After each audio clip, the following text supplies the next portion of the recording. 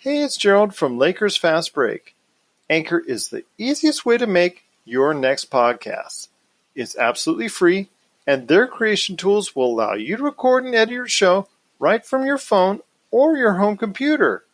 Anchor will then distribute your podcast for you so it can be heard on great podcast outlets like Spotify, Apple Podcasts, Radio Public, Google Podcasts, and many more. You can even make money from your podcast with no minimum listenership. It's everything you need to make a podcast all in one place. So download the free Anchor app today or go to anchor.fm to get started on your next podcast.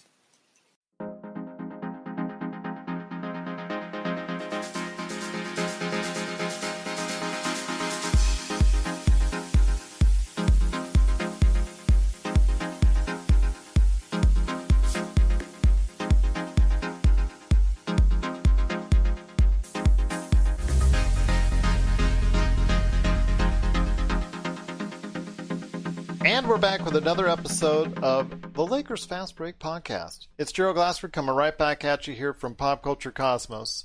The Lakers Fast Break, Inside Sports Fantasy Football, and Game Source. We truly appreciate everyone out there listening to all of our great shows. And if you can, please give us that 5-star review on Apple Podcasts. Plus, if you can like, share, subscribe, whatever you can do to go ahead and support not only us here at the Lakers Fast Break, Pop Culture Cosmos, and Inside Sports Fantasy Football, but also as well the great shows Run the Floor and also NBA Draft Junkies, and of course the great sites and experiences of LakerHolics.com and NBA Draft Junkies.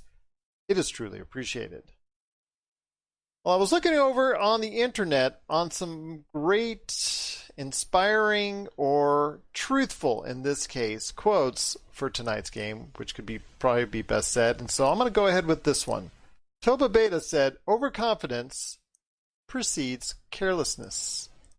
I think that was pretty much the case tonight, as the Lakers were very careless and very much overconfident pretty much all game long until a hard charge at the end, which unfortunately they gassed out and couldn't get it done. But kudos to the Nuggets. They played a great game and they win 114-106 over the Los Angeles Lakers. Lakers still lead the series 2-1, and here today to talk to me about both those great teams that are out there in this matchup with a great comeback, but also overall the way the Denver Nuggets handled the Lakers for most of the game are two great guests indeed. I'm going to go ahead and start off first with the man indeed from NBA Draft Junkies. You got to catch up what he's doing today as far as if you're anywhere close to even being remotely interested in the NBA draft, you got to go ahead and be part of the NBA Draft Junkies experience today on YouTube when you be part of the 12,000 plus subscribers right now, looking at video after video after video of draft prospects, interviews, and more. NBA Draft Junkies. It is my good friend indeed. It is Mr. Rafael Barlowe. And Rafael, overconfidence, it precedes carelessness. Yeah, I mean, you can say that, but I feel good knowing that Anthony Davis, JaVale McGee, and Dwight Howard only out rebounded me by 4 tonight. So I feel good about myself after that performance. Yeah, that's true. There was a lack of effort, a lot of energy that needed to be had on the part of the Lakers and just was not there for most of the game. But also with us to describe what was going on in the game is a good friend indeed. He is the man behind LakerHolics.com. You got to be part of the conversation at LakerHolics.com. The man who did take a little bit of extra time this evening putting his broom away, it is LakerTom. And LakerTom, I know you got a lot to discuss and a lot to vent and a lot to go ahead and just let off some steam. So go ahead. I'm going to go ahead and share our feed to everyone else out there while you're doing it. Well, I have to congratulate the Denver Nuggets. They played a great game. Jamal Murray, that little move that Murray has where he stops in mid-stride, and does that little step back off of 2 feet in the paint has become a very deadly move with that little fadeaway jumper. And those 2 threes that he made at the end of the game really sealed the deal. So it's kind of an interesting end of the game. I was really upset with the first three quarters the Lakers played. He has where going into the fourth quarter down by 20, and then to see him roar back and get as close as 3 points several times, missing wide open threes that could have made the difference. So I feel like, it was kind of funny. I remember running across Rafael's Twitter feed, and he was saying, well, looks like the Nuggets have figured out the Lakers. And right at that point, then the Nuggets almost choked away a 20-point lead in about 3 minutes. Real interesting game from a strategic standpoint. I thought that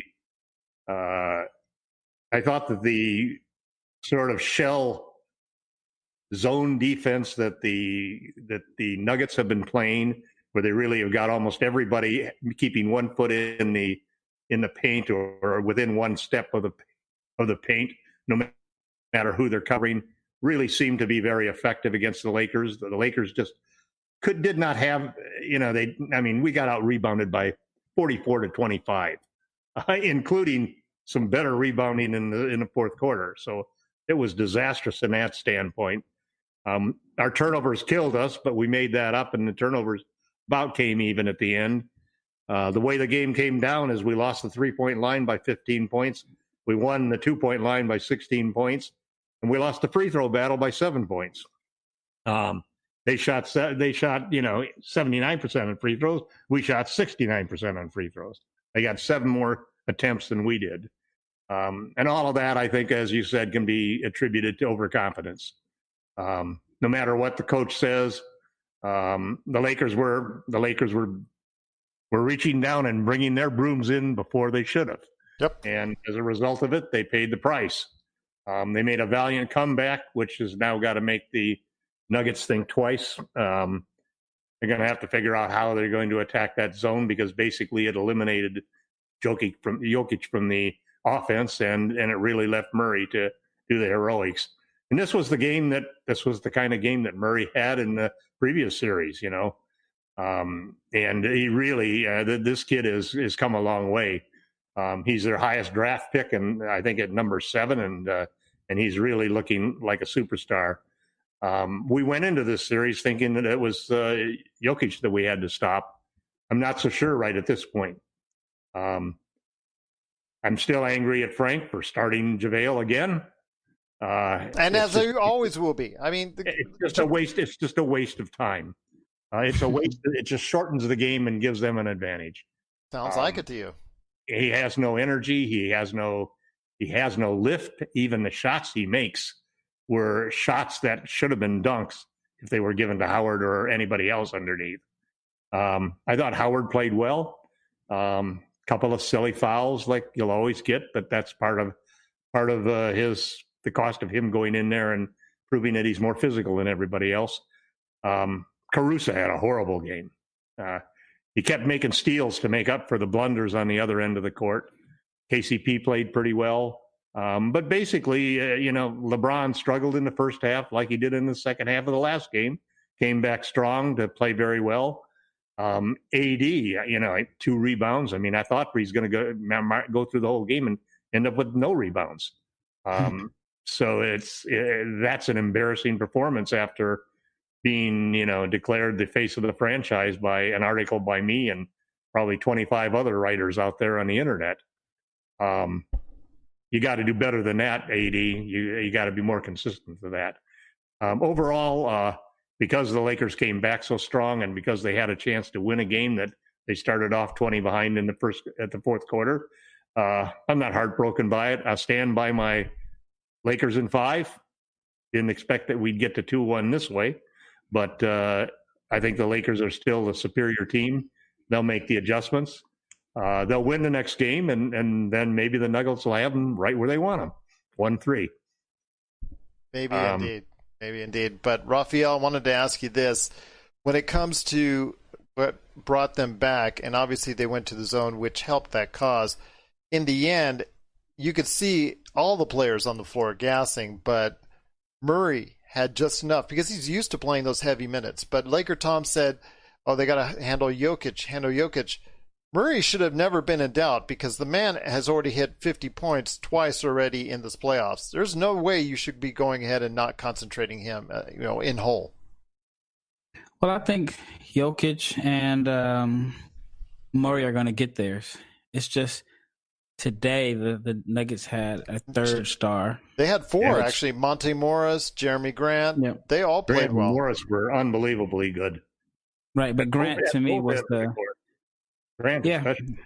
Yeah, Grant had 26, and so the Lakers had. I mean, I guess. Well, the Lakers' next two scores combined didn't have what Grant had, and so I think that was the big key. I mean, like I said, you expect Murray to get up his points because even if he's not efficiently, he's gonna have the volume.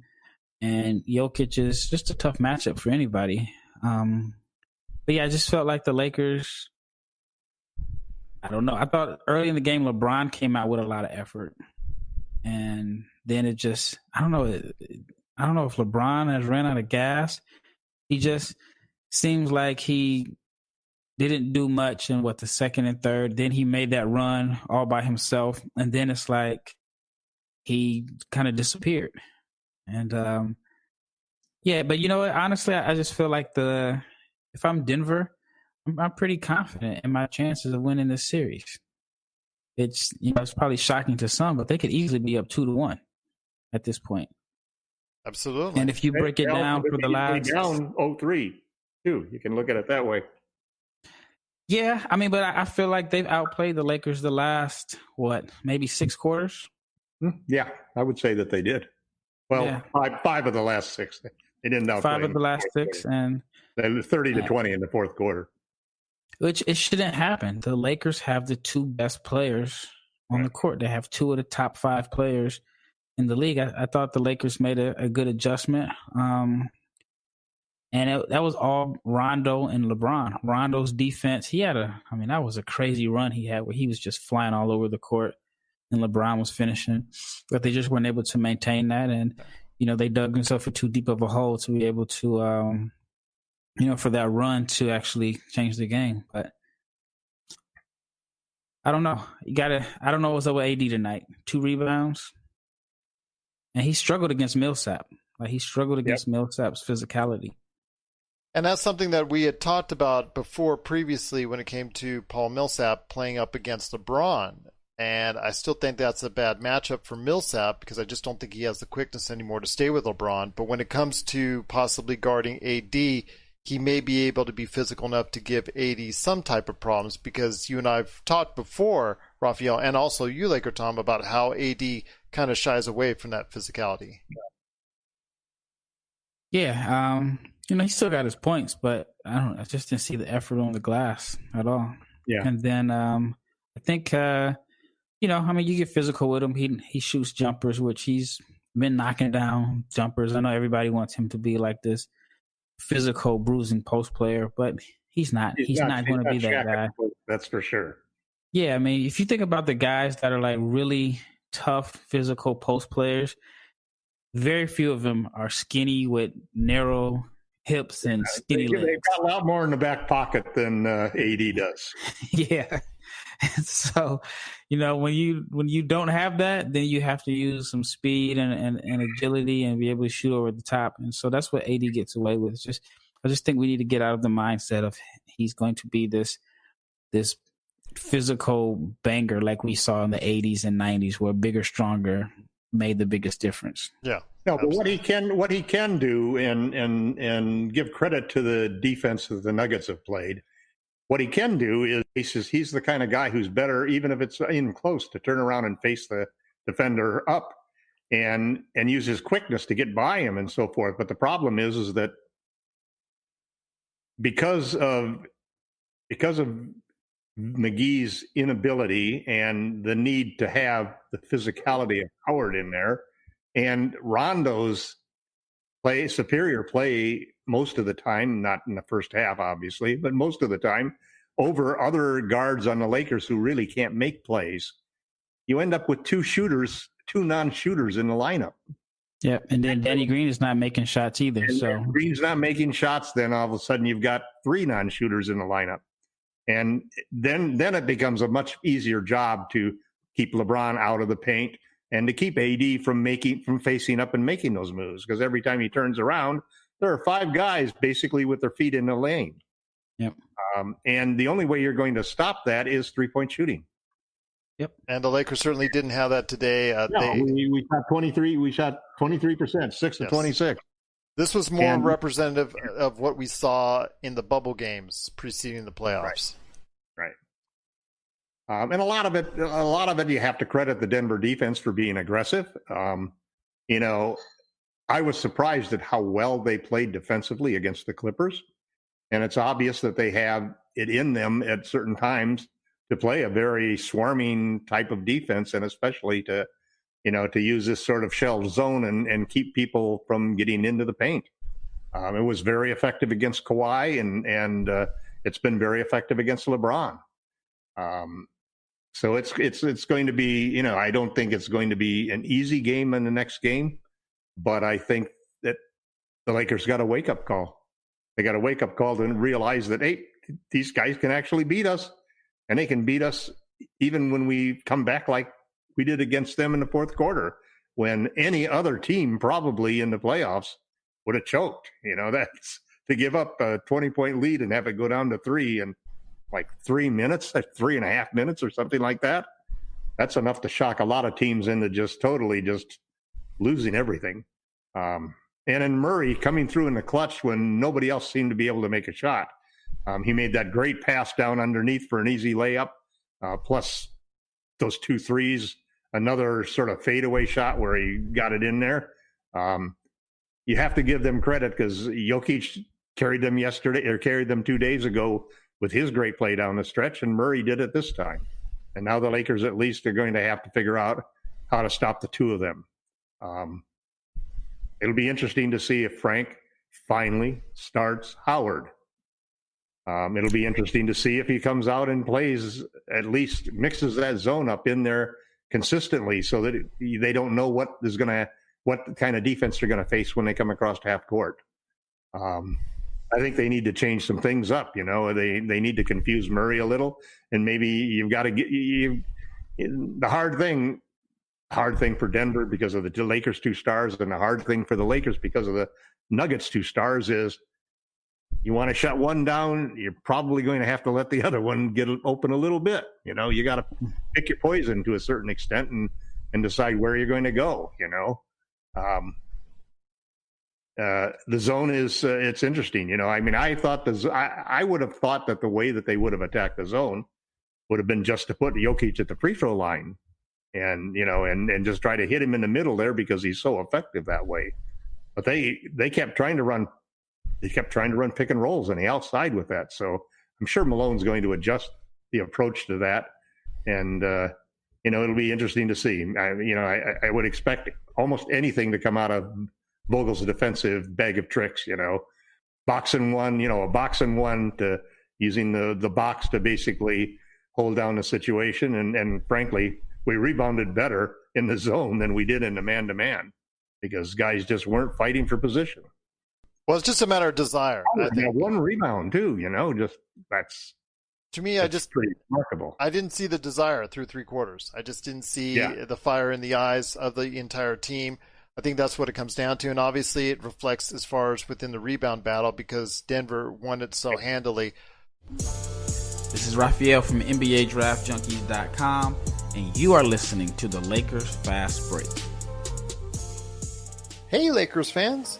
Looking for the best place to go for up-to-date news, information, original videos, articles, podcasts, opinion pieces, and discussions about the Los Angeles Lakers?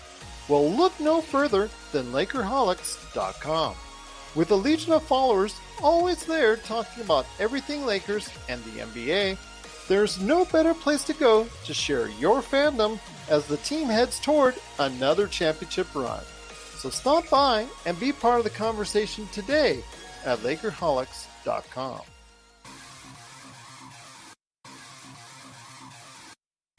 Needing an edge for your fantasy football team? Listen to the guys at Inside Sports Fantasy Football for insight that will help you reach your league championship. That's Inside Sports Fantasy Football, Check it out today on your favorite podcast outlet. But before we head on out, I want to go ahead and hit you up, Rafael, on your insight on what you think the Lakers can make an adjustment on going for Game 4, and then LakerTom will ask you to do the same. Well, one, I wanted to mention that I felt like Dwight hurt the Lakers today. Yeah. With his one, that rebound, I thought that, the Lakers had a good defensive possession and the ball goes out of his hands. And then his fouls just got Denver in the bonus early in the third. And I felt like he was, I don't know, pull up his plus minus, even though that's always not a good indicator because he was -1. I mean, according to plus minus, Grant was -8 for the Nuggets, which, obviously that didn't indicate how well he played. But yeah, I just felt like that stretch in the third quarter, Dwight really hurt his teammates with some just silly fouls and turnovers that kind of cracked the game open for Denver. It did, and I'll tell you what, Denver gets a lot of credit for me. Rondo, too. Rondo turned the ball over several times. Well, yeah, you wanted me to get on that play. I'm going to go back on the other side of the train station, just to let you know, Tom, so that playoff Rondo train is getting farther and farther away from me. Just want to let you know that these are times where he's going to look like this. I mean, you're not going to get this playoff Rondo continuously throughout. So a bad game, and it's just a matter of how many can have and how many can limit the number of bad games that he's going to have. So hopefully this is it. Hopefully this is the one that you can just have, throw out, and move on from there. But one of the other Lakers needs to step up. And so far in the playoffs, for the most part, one or two Lakers have. Today wasn't that day. Even Kuzma, if you look at the box score, yeah, he shot all right, but he only got 11 points. Really didn't do much out there on defense. Just really wasn't much of a factor when it really came to when they needed another alternative player, because as you saw, the Lakers ran out of gas in that fourth quarter. LeBron couldn't give you much. AD was just gassed, and he wasn't asking for the ball at all, which is kind of funny because he just said he wanted the ball at all those times, but they stopped going to him in that last 2 minutes. And again, it goes down to the other guys are asked to make shots, and for the second straight game, they didn't make the shots, and that's what's truly disappointing to me. But LakerTom, I want to go ahead before we go on out, my friend. I wanted to ask you this: is what adjustments does Frank Vogel need to make? And yes, I know it's going to start with JaVale McGee. Yeah, I don't see any reason for McGee to play. He's just not a good matchup against this team. He got blown by every time he was on the outside, or else he fouled him. I think the first adjustment basically is the Lakers have to realize now that they, like Rafael said, they could be down 1-2. If it wasn't for the heroics of AD's at the end of Game 2, they would be down 1-2. So if that's not enough a kick in the rear to get you to be serious about really coming out with total energy and total drive in Game 4, then the Lakers don't deserve to win. So that's the very first thing that they have to do. They've got to look themselves in the mirror and understand what they have to do and realize that, yeah, the Nuggets aren't as good as they are, but if you don't play at your best, these are professional basketball players. And Jamal Murray and Nikola Jokic are two very talented players. Yes, they may not be LeBron and AD, but if you don't come out with your best, they can easily beat you. The other thing is that we need to get some offensive rhythm, because LeBron can score and AD can score just simply by the nature of being a superstar and the talent that they have over other people. But you're not going to see Danny Green. You're not going to see KCP. You're not going to see Kyle Kuzma. You're never going to see Alex Caruso hit key shots unless they're shots that they get in rhythm, shots that aren't just passing the ball around the outside, but somebody penetrating in that defense and playing inside out in that sense, and getting a wide open shot where they're in rhythm and they can really feel some constancy of their shooting ability and nice catch and shoots instead of catch and hesitates, which is basically what they were getting tonight because the defense was so good and because there was really no offensive rhythm going in there. The hard thing is that it's a tussle between, do you focus on offense or focus on defense? Because one of the problems with the offensive situation is Howard and McGee, because you put Howard and McGee and Rondo in there, you really hurt your 3-point shooting. And so, you have to make a decision. Are you, can you play defense? I think maybe the zone in various times is a way. The zone definitely worked better than going micro ball and trying to cover Jokic inside. That's a very difficult situation. Morris can't handle him at all.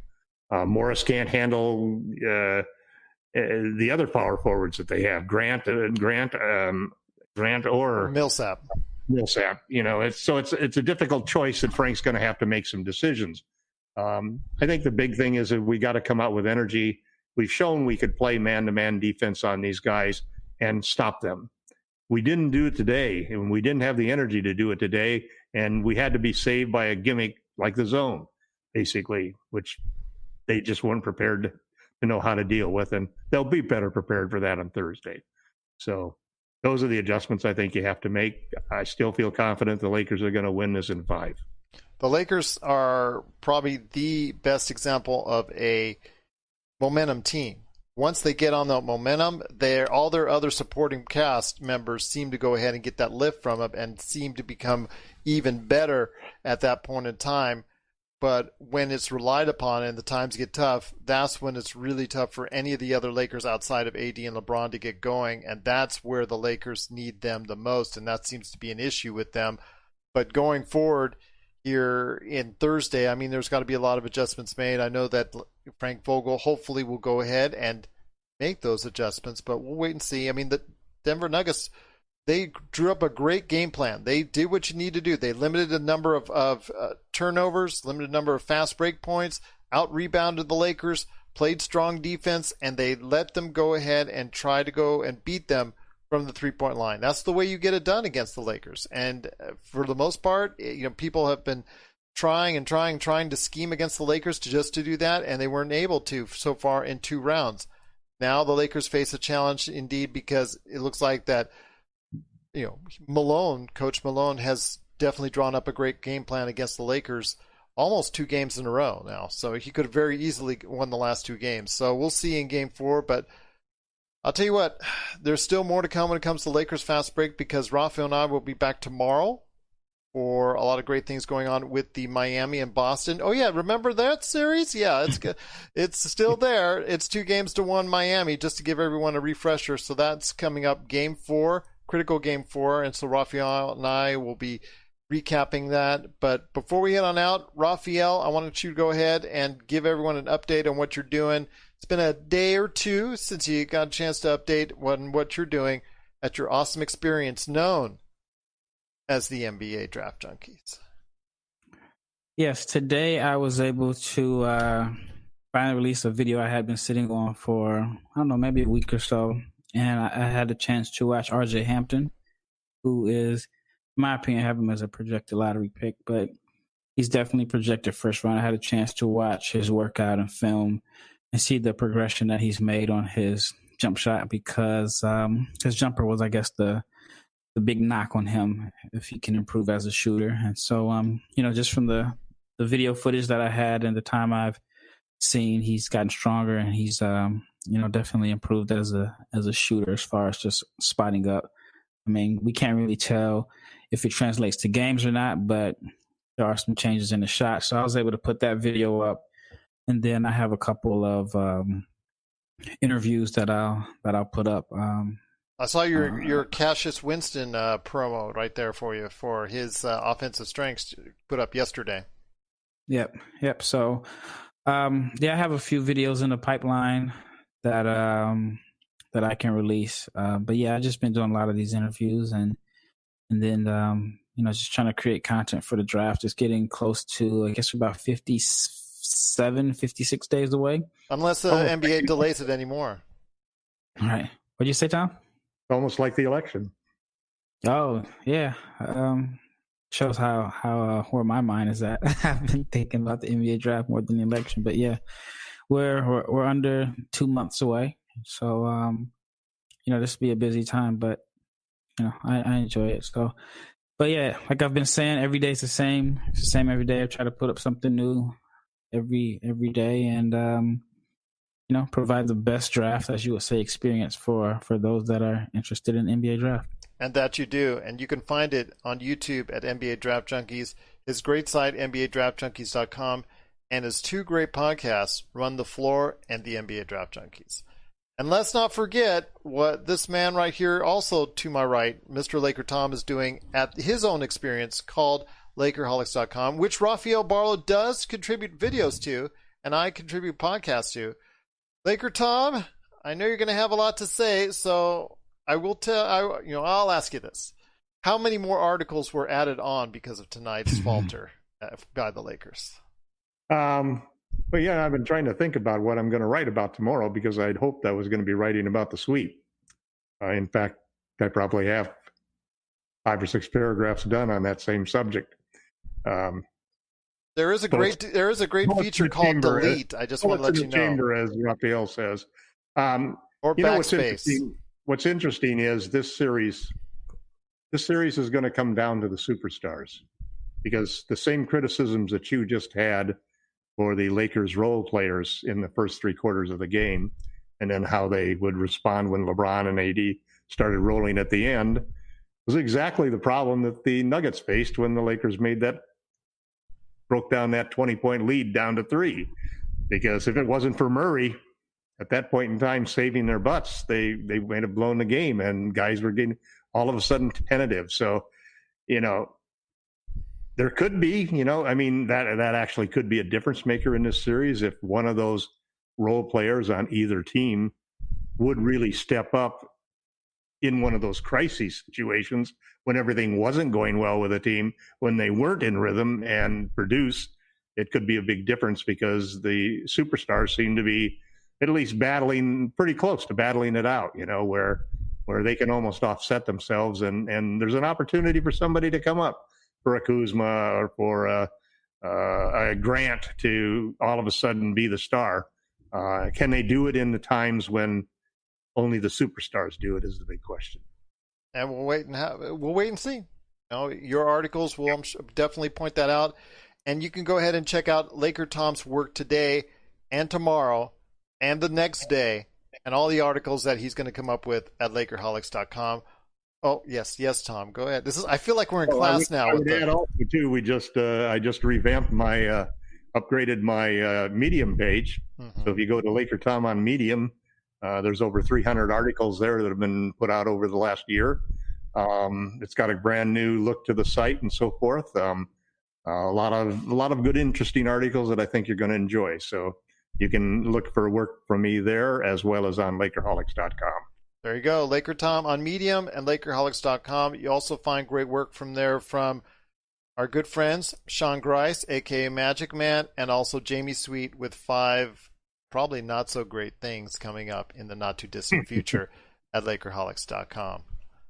Well, for us, I want to go ahead and say thank you for listening. Thank you for watching, everyone. Truly appreciate it. Please go ahead. This is National Voter Registration Day. Interesting how it comes on the same day that it's also International Hobbit Day for Lord of the Rings fans. But I don't know. There's probably a joke in there somewhere, but I don't want to say where. Or probably don't even know where. But, I will say this. Please, if you're not registered to vote yet, please do. All right. Rafael and I tomorrow. Game 4, Boston and Miami. See how that goes. And LakerTom, I know hopefully you'll be a lot happier, a lot more chipper come Game 4 on Thursday. We'll wait and see. Still Lakers in 5. Okay, still Lakers in 5. You still got Lakers in 5. All right, we'll wait and see if that holds true. But again, we truly appreciate everyone out there listening and everybody out there watching us on Facebook Live right here at the Lakers Fast Break Podcast.